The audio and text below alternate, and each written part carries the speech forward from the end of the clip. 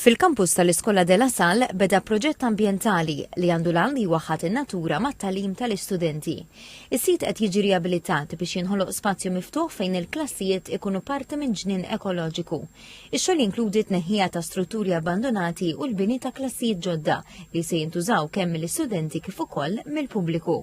Bħalissa dejn xogħlijiet fil-proġett ta' Della Salle New Leaf. Dan il-proġett jikonsisti fi twaqqih ta' strutturi abbandonati li kienu kundannati wkoll u jinbnew klassijiet ġodda għall-istudenti u anke li jistgħu jintużaw għall-pubbliku. Il-kunċett ta' dal-proġett huwa li il-classrooms, il-klassijiet ikunu f'ambjent naturali fi ġnien ukoll ekoloġiku. Il-proġett jinkludi wkoll elementi ta' sostenibilità fosthom l-użu mill-ġdid tal-ġebel mill-istrutturi li qed jitwaqqgħu. Fil-proġett ukoll għall-bini ta' dan il-classrooms ħaj jintuża il-ġebel li twaqqgħu bihom l-istrutturi. Allura hemm l-element ta' riċiklaġġ ukoll ta' dawn l-istrutturi li ħajġew jinbnew bil-ġebla li kienu fuq is-sit.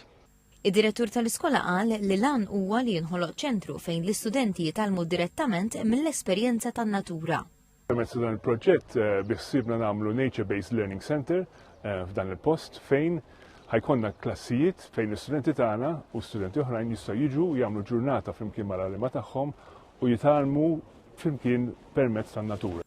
Il-Ministru għall-Ambjent Mirjam Dalli qalet li dan il-proġett jista' jservi ta' mudell għal iskejjel oħra biex jintegraw aktar l-edukazzjoni mal-ambjent naturali.